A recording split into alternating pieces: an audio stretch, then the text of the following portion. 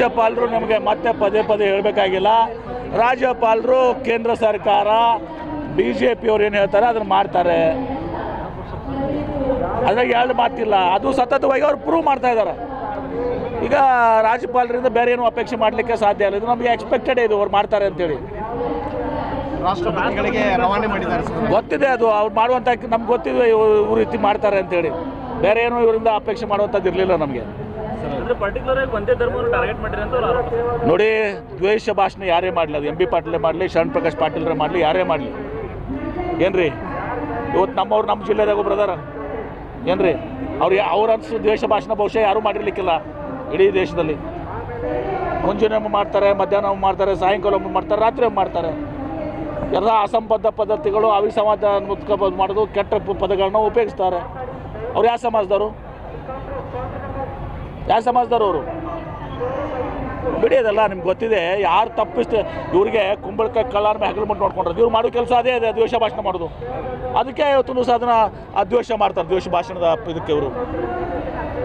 ಅದಿರಲಿಗ ನಿನ್ನೆ ಕೇಂದ್ರ ಬಜೆಟ್ ಆಗಿದೆ. ಆ ಬಜೆಟ್ನಲ್ಲಿ ಏನೂ ಕೂಡ ಯುವಕರಿಗಾಗಲಿ ಗ್ರಾಮೀಣ ಅಭಿವೃದ್ಧಿಗಾಗಿ ಏನೂ ಕೂಡ ಕೊಟ್ಟಿಲ್ಲ. ಅತ್ಯಂತ ಪ್ರಮುಖವಾಗಿ ನೀವು ವಿಜಯಪುರ ಜಿಲ್ಲಾ ಪತ್ರಕರ್ತರು ಸದಿರಿ, ಇವತ್ತು ಅನೇಕ ಹೈ ಸ್ಪೀಡ್ ರೈಲ್ ಕಾರಿಡಾರ್ಸನ್ನು ಮಾಡಿದ್ದಾರೆ. ಚೆನ್ನೈ ಬೆಂಗಳೂರು ನಮ್ಮದು ಸ್ವಲ್ಪ ಇದೆ ಅಲ್ಲ, ಈಗ ನಮಗೆ ಬೆನಿಫಿಟ್ ಆಗಂಗಿಲ್ಲ. ಬೆಂಗಳೂರು ಹೈದರಾಬಾದ್ ಅಲ್ಲಿನೂ ಕೂಡ ನಮ್ಮ ಸ್ವಲ್ಪ ಹಾಯ್ದು ಹೋಗ್ತದೆ. ಏನು ಆಂಧ್ರ ಪ್ರದೇಶಗೆ ಅವ್ರಿಗೆ ಅದು ಉಪಯೋಗ ಆಗ್ಲಿಕ್ಕೆ ಮಾಡಿದ್ದು, ಆದರೂ ಕೂಡ ನಾವು ಸ್ವಾಗತ ಮಾಡ್ತೀವಿ. ಆದರೆ ಪ್ರಮುಖವಾಗಿ ಕೇವಲ ಕರ್ನಾಟಕ ಅಷ್ಟೇ ಅಲ್ಲ, ಮಹಾರಾಷ್ಟ್ರ ಇಡೀ ಭಾರತಕ್ಕೆ ಪ್ರಮುಖ ಕಾರಿಡಾರ್ ಏನಿದೆ ಅದು ಮುಂಬೈ ಪುಣೆ ಬೆಂಗಳೂರು. ಮುಂಬೈ ಪುಣೆ ಬೆಂಗಳೂರು ಕಾರಿಡಾರವನ್ನು, ಹೈ ಸ್ಪೀಡ್ ರೈಲ್ ಕಾರಿಡಾರ್ನ ಇವರು ತೆಗೆದುಕೊಂಡಿಲ್ಲ. ಪ್ರಹ್ಲಾದ್ ಜೋಶಿ ಮತ್ತು ಸೋಮಣ್ಣ ಅವರು ಯಾವ ಮುಖ ಹೊತ್ಕೊಂಡು ಇವತ್ತು 4 ಜನರ ಹತ್ರ ಬರ್ತಾರೆ. It's very very important corridor. ನೀವು ಅರ್ಥ ಮಾಡ್ಕೋಬೇಕು ನೀವು ದಯವಿಟ್ಟು. ನಾನು ಇನ್ನೇನು ಕೂಡ ಅದನ್ನೇ ಹೇಳಿದ್ದೀನಿ. ಬಾಂಬೆ ಪುಣೆ ಆಗಿದೆ ಈಗ, ಬಾಂಬೆ ಪುಣೆ ದೆನ್ ಬೆಂಗಳೂರು. ಅದರಲ್ಲಿ ಏನಾಗುತ್ತೆ, ಉತ್ತರ ಕರ್ನಾಟಕ, ಮಧ್ಯ ಕರ್ನಾಟಕ, ಮಹಾರಾಷ್ಟ್ರ, ವೆಸ್ಟರ್ನ್ ಮಹಾರಾಷ್ಟ್ರ ಎಲ್ಲ ಕೂಡ ಬರ್ತದೆ. ವೆರಿ ಭಾಳಷ್ಟು ಇಂಪಾರ್ಟೆಂಟ್ ಎಕನಾಮಿಕ್ ಕಾರಿಡಾರ್ ಇದು. ಈ ಎಲ್ಲ 7 ಕಾರಿಡಾರ್ನಲ್ಲಿ ಅದಕ್ಕಿಂತ ಹೆಚ್ಚಿನ ಮಹತ್ವದ ಇದು ಕಾರಿಡಾರ್ ಇದು. ಆ ಕಾರಿಡಾರ್ ಬಂದು ತೊಗೊಂಡಿಲ್ಲ. ಮತ್ತೆ ನಾವು ಹೇಳ್ತೀವಿ ಪ್ರಹ್ಲಾದ್ ಜೋಶಿ ಅವರು ಭಾರಿ ಪವರ್ಫುಲ್ ಮಂತ್ರಿ, ಪ್ರಧಾನಮಂತ್ರಿಗಳು ಭಾರಿ ಕ್ಲೋಸು ಅಂತೇಳಿ. ಈಗಾಗಲೂ ತಡ ಇಲ್ಲ. ಇವತ್ತು ನಾನು ವಿಶೇಷವಾಗಿ ಇದರ ಒಂದು ಆಂದೋಲನ ಮಾಡ್ತೀವಿ ನಾವು. ಎಲ್ಲ MPs, Maharashtra MPs, Karnataka MPs ಎಲ್ಲರೂ ಕೂಡ ಇವತ್ತು ಸಹ ಈ ಕಾರಿಡಾರನ್ನು ಎಲ್ಲಿವರೆಗೆ ಮುಂಬೈ ಬೆಂಗಳೂರು ಕಾರಿಡಾರ್ ಇನ್ಕ್ಲೂಡ್ ಆಗೋದಿಲ್ಲ ಅಲ್ಲಿ ತನಕ ನಾವು ಭಾಳ ದೊಡ್ಡ ಪ್ರಮಾಣದಲ್ಲಿ ಈ ವಿಷಯದಲ್ಲಿ ಜನಜಾಗೃತಿ ಹೋರಾಟವನ್ನು ಮಾಡ್ತೀವಿ. ಪೂರಕ ಬಜೆಟಲ್ಲಿ ಆಗಬೇಕದು.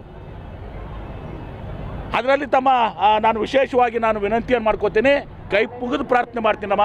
ಇವರು ಏನು ಸಚಿವರಿದ್ದಾರೆ, ಪ್ರಹ್ಲಾದ್ ಜೋಶಿ ಅವರು, ಬೊಮ್ಮಾಯಿ ಅವರು, MPs, ನಮ್ಮ MPs ಇವರು ಆಟಕ್ಕೂ ಇಲ್ಲ ಲೆಕ್ಕಕ್ಕೂ ಇಲ್ಲ.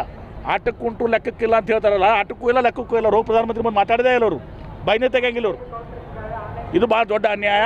ಇವತ್ತೊಂದು ದಿವಸ ಈ ಕಾರಿಡಾರ್ನ ಅನೌನ್ಸ್ ಮಾಡಿದ್ದೀರಿ. ಈಗ ಈ ಕಾರಿಡಾರ್ ನೀವು ಜರ್ಕತ್ತ ಅದರಲ್ಲಿ ಬಿಟ್ಟರೆ ಇದು ಕರ್ನಾಟಕ ರಾಜ್ಯಕ್ಕೆ, ಉತ್ತರ ಕರ್ನಾಟಕ, ಮಧ್ಯ ಕರ್ನಾಟಕ ಮತ್ತು ಇದು ಕೇವಲ ಕರ್ನಾಟಕ ಅಷ್ಟೇ ಅಲ್ಲ, ಮಹಾರಾಷ್ಟ್ರಕ್ಕೂ ಅಷ್ಟೇ ಮಹತ್ವದಿದೆ ಮತ್ತು ಭಾರತ ದೇಶಕ್ಕೂ ಅಷ್ಟೇ ಮಹತ್ವದಿದೆ. ಕನೆಕ್ಟಿಂಗ್ ಮುಂಬೈ ಆ್ಯಂಡ್ ಬೆಂಗಳೂರು, ಒಂದು ಫೈನಾನ್ಷಿಯಲ್ ಕ್ಯಾಪಿಟಲು, ಇನ್ನೊಂದು ಟೆಕ್ ಕ್ಯಾಪಿಟಲು. ಇದಾಗದಿದ್ರೆ ಪ್ರಯೋಜನ ಇಲ್ಲ. ಇದನ್ನು ಹೈಲೈಟ್ ಮಾಡಿರಿ ನೀವು. ದ್ವೇಷ ಭಾಷಣ ತೊಗೊಂಡು ಏನು ಮಾಡ್ತೀರಿ?